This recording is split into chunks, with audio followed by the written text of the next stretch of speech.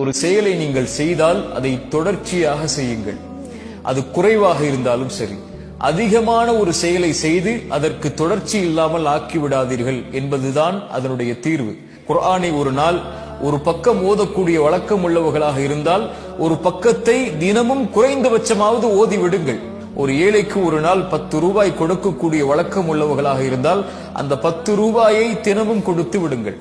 ஒரு நாளைக்கு 2 ரக்அத் நஃபிலான தொழுகையை தொழக்கூடிய வழக்கம் உள்ளவர்களாக இருந்தால் அதை செய்து விடுங்கள். பிலால் ரலியல்லாஹு அன்ஹு, அல்லாஹ்வுடைய தூதர் ஸல்லல்லாஹு அலைஹி வஸல்லம் பிலாலை அழைத்து கேட்டார்கள், பிலால், சொர்க்கத்தில் எனக்கு முன்னால் நடந்து செல்லக்கூடிய சத்தத்தை நான் கேட்டேன், என்ன அமலை செய்கிறாய்? பிலால் ரலியல்லாஹு அன்ஹு சொன்னார்கள், யா ரசூலுல்லாஹ், உது செய்தால் 2 ரக்அத் தொழுது கொள்வேன். அல்லாஹு அக்பர். அவர்களுடைய அந்த செயல் அல்லாஹ்வுடைய தூதருக்கு முன்னால் நடக்கக்கூடிய பாக்கியத்தை அவர்களுக்கு பெற்று தந்தது. சுப்ஹானல்லாஹ். இது போன்று நம்முடைய வாழ்வில் எத்தனையோ செயல்பாடுகள் இருக்கலாம். அந்த செயல்பாடுகளில் நாம் தொடர்ச்சியாக ஒன்றை செய்தால் குறைவாக இருந்தாலும் அல்லாஹ் அதை நேசிக்கிறான். இன்று எப்படி நம்முடைய வாழ்வாகிவிட்டது தெரியுமா? ரமதான் வந்தால்தான் செயல்பாடுகளையே துவங்குவோம்.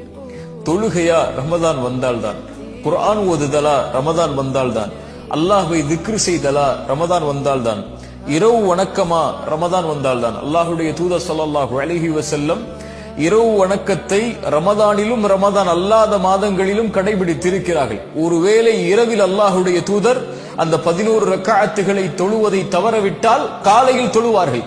ஒரு நாள் தவறவிட்டால் அல்லாஹ்வுடைய தூதர் ஒருபோதும் விட்டதில்லை.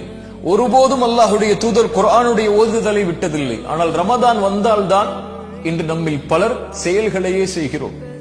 சஹாபாக்களும் அல்லாஹ்வுடைய தூதருடைய வாழ்வும் அப்படி அல்ல. அவர்கள் தொடர்ச்சியாக செய்வார்கள், ரமதானில் அதிகப்படுத்துவார்கள். ஏன்? அவர்களுக்கு ரமதானிலும் அதே ரப்பு தான், அதே ரப்புடைய அருளைத்தான் எதிர்பார்க்கிறார்கள். ரமதான் அல்லாத மாதங்களிலும் அதே ரப்புடைய அருளைத்தான் எதிர்பார்க்கிறார்கள். இன்று நமக்கு ரமதானில் ஒரு ரப், ரமதான் முடிந்ததற்கு பிறகு யாரை ரப்பாக ஏற்றுக்கொண்டு வாழ்கிறோமோ என்ற கேள்வி வருகிறது. அல்லாஹ் பாதுகாப்பானாக.